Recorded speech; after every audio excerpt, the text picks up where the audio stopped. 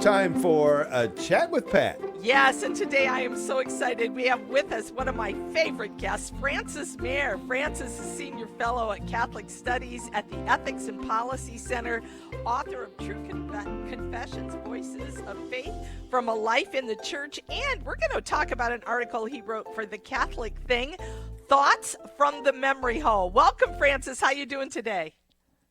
Very well, Pat. Thanks for having me on. Oh, I love this article, Francis. So I wanted to start by talking about why do you think we have such trouble remembering kind of our history, especially as a country?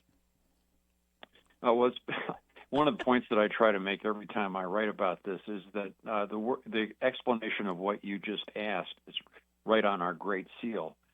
It's the Latin words for a new order of the ages. I mean, we were founded as a new order of the ages. The assumption was that we were going to do something completely new in history in creating this nation out of basically nothing. Mm-hmm. You know, it was a rejection of European tyranny.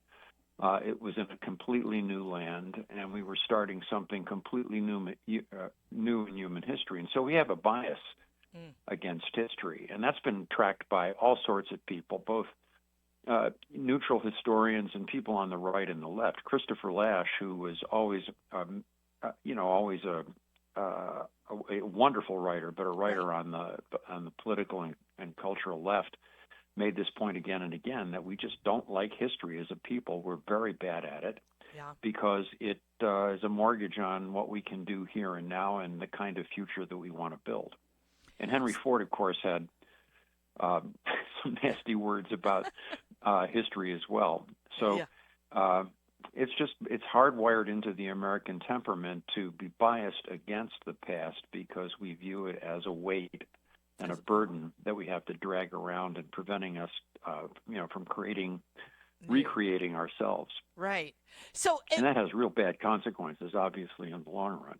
Oh, yeah. And so when you talked in the article, too, I noticed, what do you think? It seems like there is such a perversion of history, too, that when people try to tell our history or they're coming at it from different ideologies. I mean, how do we reconcile that? What do we do with that?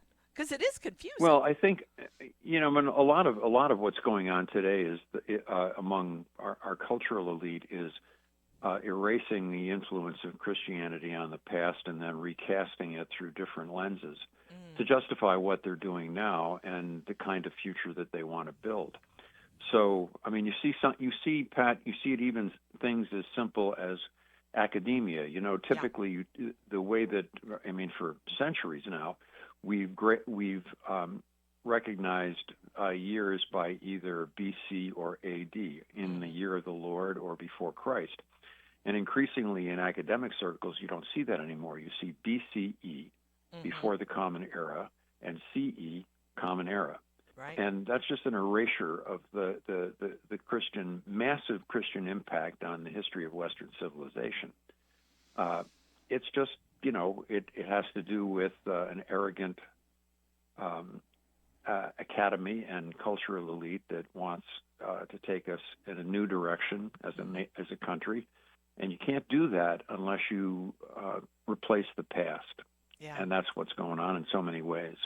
And you use the Crusades as a good example of kind of... it's a great example, yeah. Yeah, can you kind of explain that for us?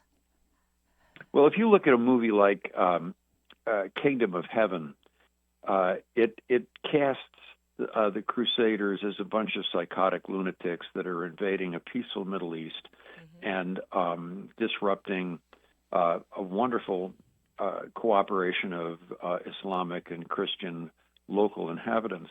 And that's just complete nonsense historically. The Crusades were armed pilgrimages. That's the way that was the way that they were originally conceived.